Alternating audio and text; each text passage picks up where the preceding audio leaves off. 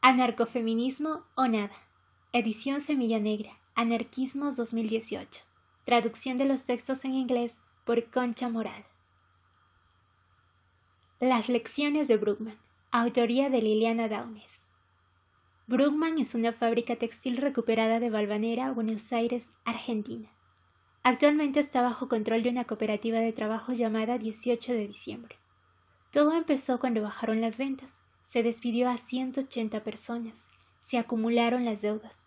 Empezaron a pagar a la plantilla con vales. La empresa se fue endeudando con los trabajadores. En 2001, ante los rumores de cierre, 50 personas, la mayoría mujeres, pidieron un subsidio para transporte. Los Brugman prometieron entregar el dinero, pero nunca volvieron. Los trabajadores decidieron hacerse cargo de la fábrica que después de un tiempo empezó a funcionar bien. Los dueños trataron de desalojar la fábrica en varias ocasiones con ayuda de las fuerzas represivas del Estado que llegaron a romper algunas máquinas. Las trabajadoras recuperaron la fábrica.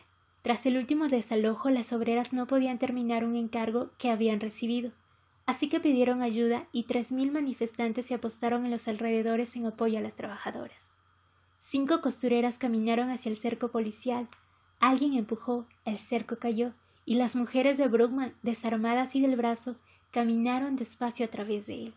Apenas habían dado solo unos pasos cuando la policía comenzó a lanzar chorros de agua, gases lacrimógenos y balas de goma.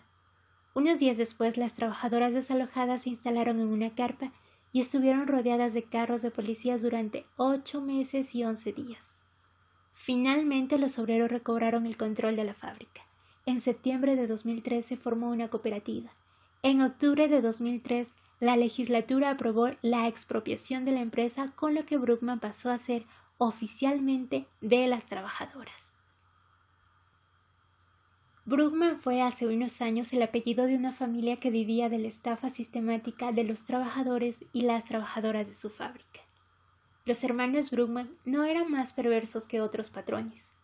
Eran parte de la lógica perversa del capitalismo, que en el momento de su apogeo llegó a creer que la burguesía era la clase fundante de ese sistema, y pensó que se podía prescindir de los y las trabajadoras. Si viviera en Holanda, yo sería de esa gente que le va ganando tierra al mar. Si estuviera en el Sahara, ganaría lluvias cultivando rosas sobre pausados camellos que conocen las viviendas de las aguas. Pero soy de aquí, y soy millones vibrando en el cansancio elemental de ganarles nuestra vida a un puñado de crápulas. Laura de Betach.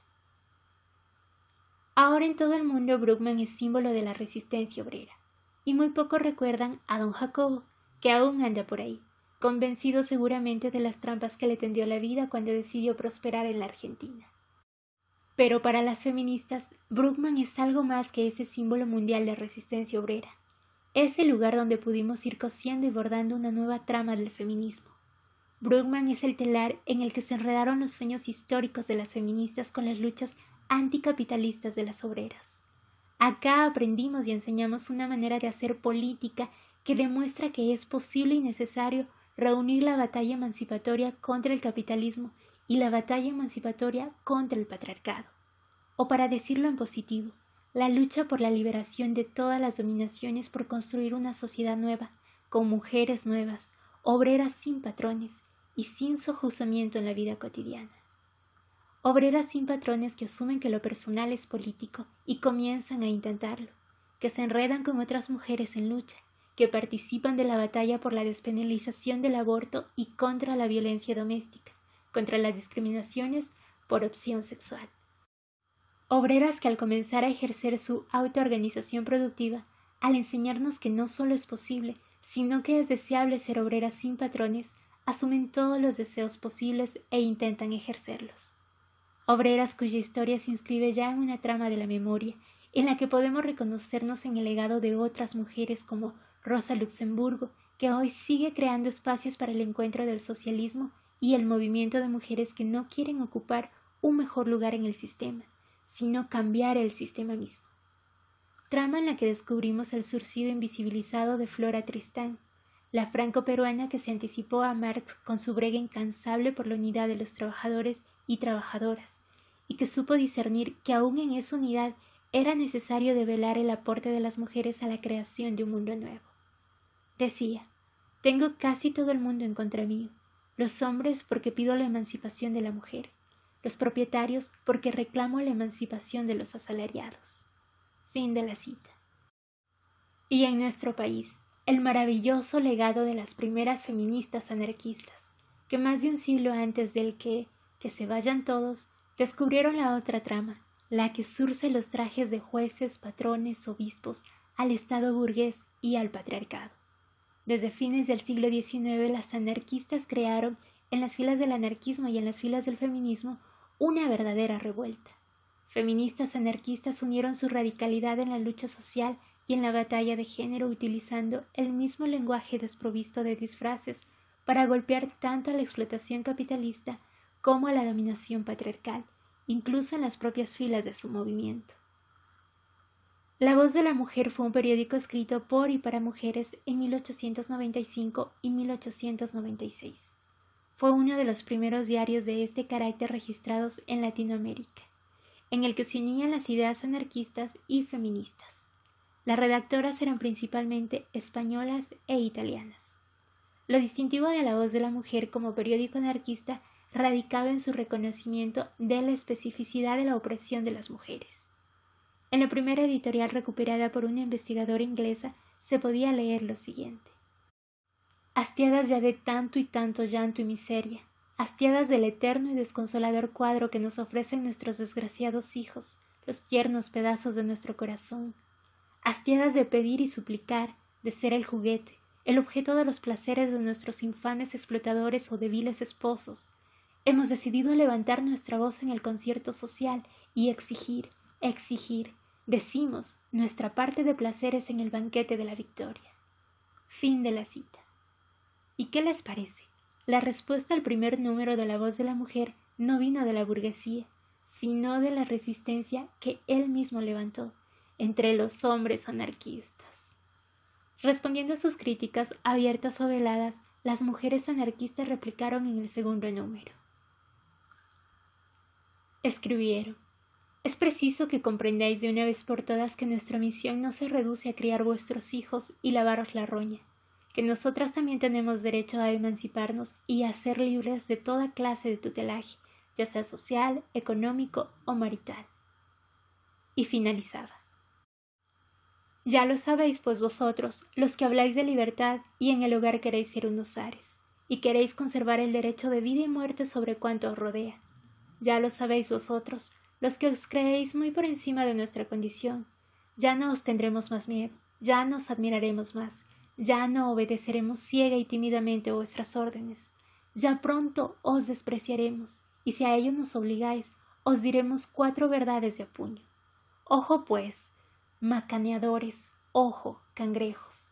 Si vosotros queréis ser libres, con mucha más razón nosotras, doblemente esclavas de la sociedad y del hombre. Ya se acabó aquello de anarquía y libertad y las mujeres a fregar.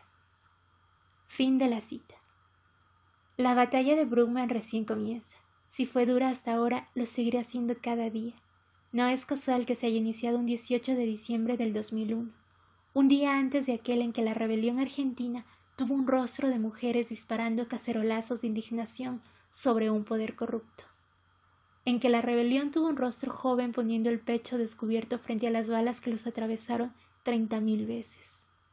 No es casual que desde entonces el poder haya hecho todo lo posible para aplastar las experiencias de autonomía, de solidaridad, de rebeldía, para destruir sobre todo el ejemplo. Y Bruckmann es el mal ejemplo por destruir o a coaptar. Es que se meten con la santa propiedad privada, caramba. Recuerdo otro poema.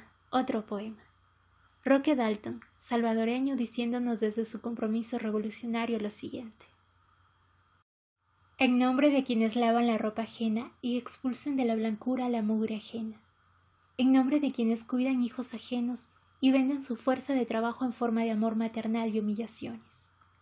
En nombre de quienes habitan en vivienda ajena, que ya no es vientre amable, sino una tumba o cárcel. En nombre de quienes comen mendrugos ajenos y aún los mastican con sentimiento de ladrón. En nombre de quienes viven en un país ajeno, y las casas, y las fábricas, y los comercios, y las calles, y las ciudades y los pueblos, y los ríos y los lagos, y los volcanes y los montes, son siempre de otros. Y por eso está allí la policía y la gendarmería cuidándolos, contra nosotros, en nombre de quienes lo único que tienen es hambre, explotación, enfermedades, sed de justicia y de agua, persecuciones, condenas, soledad, abandono, prisión, muerte. Yo acuso a la propiedad privada de privarnos de todo. Fin de la cita.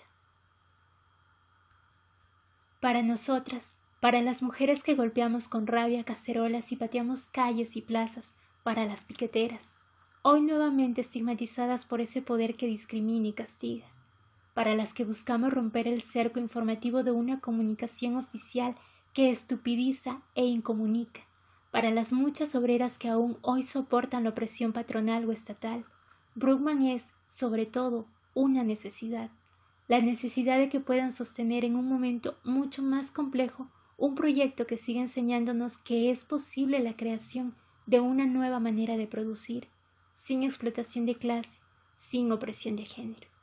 Que las diferencias ideológicas en el campo de los trabajadores y trabajadoras no sean límites infranqueables para nuestros proyectos, sino parte de la diversidad imprescindible y enriquecedora de las nuevas prácticas socialistas.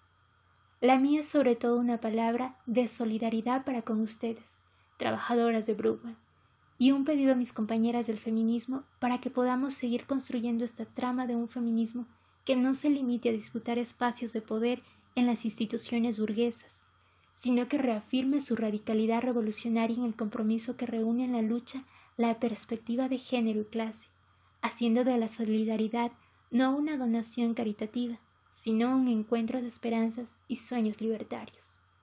Vivan la lucha y resistencia, las batallas ganadas y las nuevas luchas.